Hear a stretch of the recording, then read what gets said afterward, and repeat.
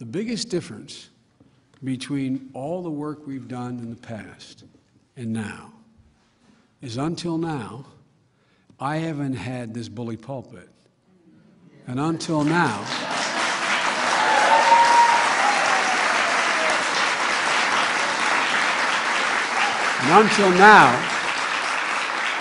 until now, there hasn't been a president who felt this in his bones, who understands it from every aspect, who feels deeply about it. And it was probably the single most consequential communicator we have ever had. Ladies and gentlemen, I'd like to introduce you to my real boss, President Barack Obama.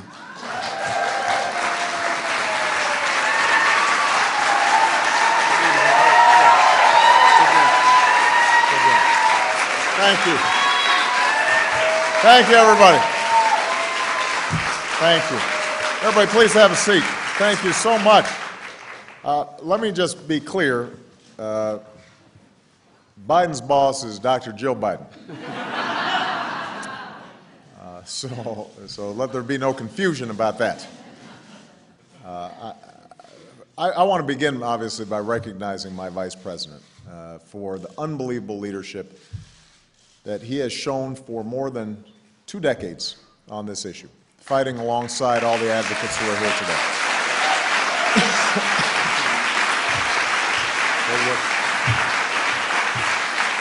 Great work. He started holding hearings on domestic violence back in 1990. He wrote and gathered the support to pass the Violence Against Women's Act, a law that has saved countless lives, transformed how we address these all too pervasive crimes. And as vice president, he hasn't let up. He is helping us to step up our efforts across all relevant federal agencies. So nobody feels more passionately about this than Joe, and I am grateful to him for all his leadership. We're really proud of him.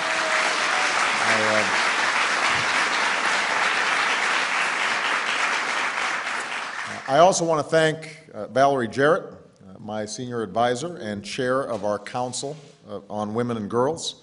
Valerie has helped to ensure that the issues that we're talking about today, the concerns of women and girls, are addressed at the highest levels of our government.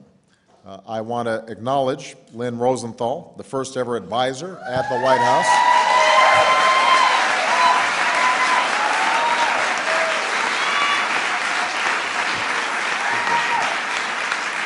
So we're proud of Lynn. I guess you know her.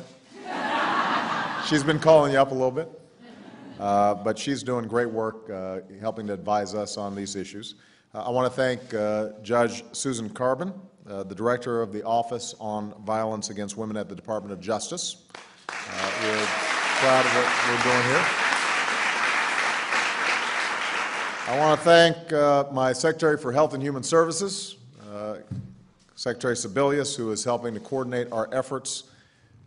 And finally, I want to thank everybody who is here today for the work that you're doing to stop domestic violence and to help its survivors.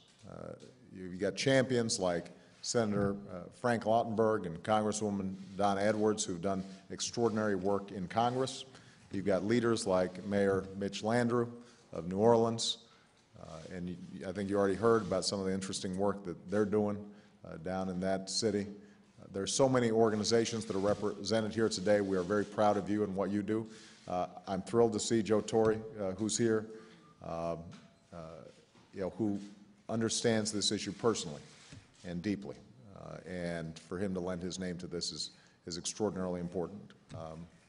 And we hope that the Dodgers do better next year.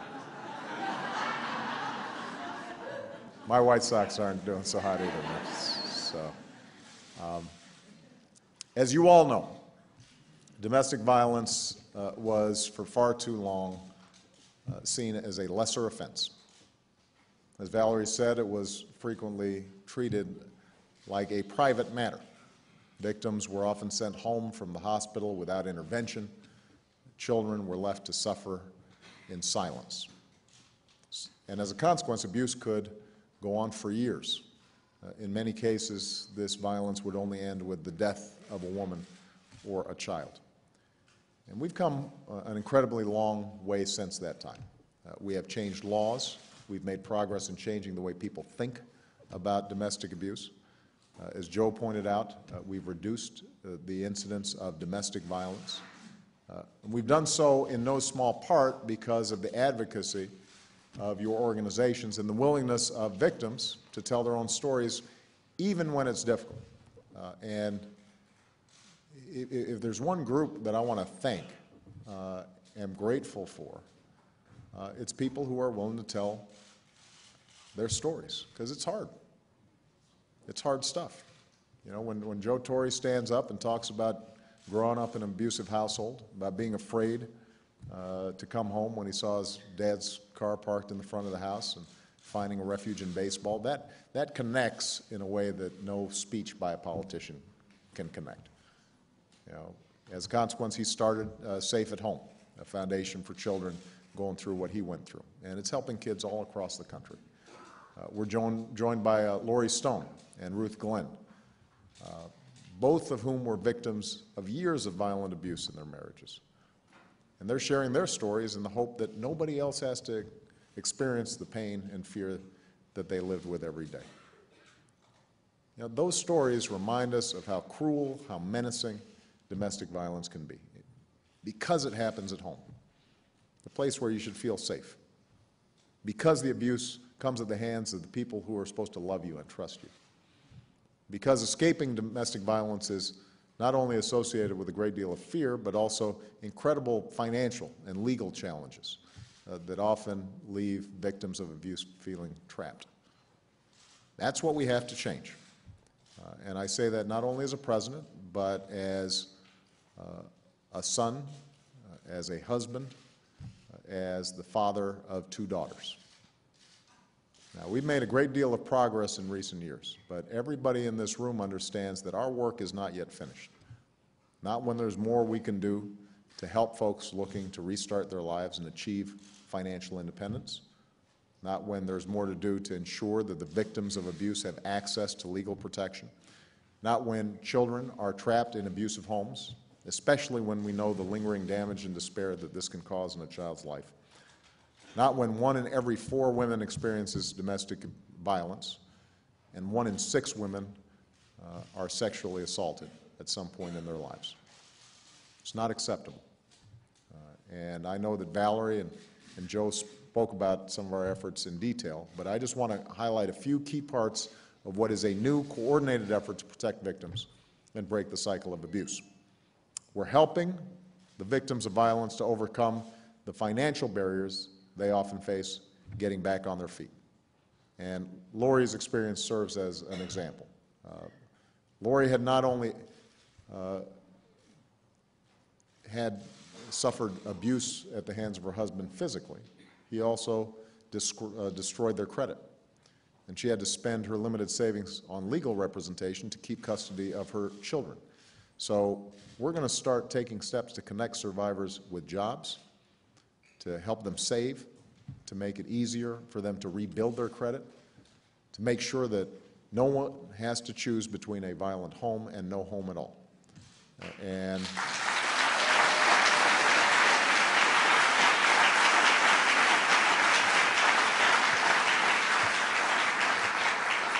Secretary Donovan at the Department of Housing and Urban Development is releasing new rules today to prevent the victims of domestic violence from being evicted or denied assisted housing because a crime was committed against them.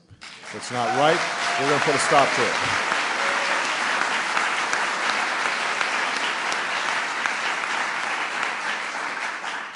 We're also doing more to help the victims of domestic violence access legal services and protections.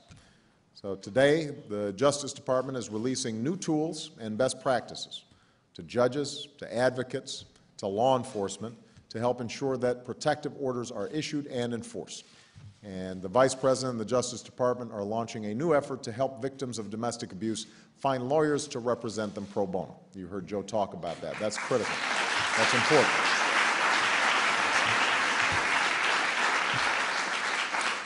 As the advocates in this room can attest, When a victim of abuse leaves a violent relationship, it's often a particularly vulnerable time. I know that's when Ruth Glenn was viciously attacked by her husband, and there are many stories like this, too many stories. But we need to make sure that we're doing everything we can for victims in this critical period to ensure that folks who are seeking help and protection get that help and get that protection. That's our responsibility. So these are just a few of the steps that we're taking, but the bottom line is this. Nobody in America should live in fear because they are unsafe in their own home. No adult, no child. And no one who is the victim of abuse should ever feel that they have no way to get out. We need to make sure every victim of domestic violence knows that they are not alone, that there are resources available to them in their moment of greatest need. And as a society, we need to ensure that if a victim of abuse reaches out for help, we are there to lend a hand. Now, this is not just the job of government. It's a job for all of us. So I want to thank all of you for the work that you do in your respective communities. And I want you to know that this administration is going to stand with you each and every step of the way. So congratulations on your great work. We've got more work to do, and I couldn't be prouder to be part of this effort. Thank you very much, everybody.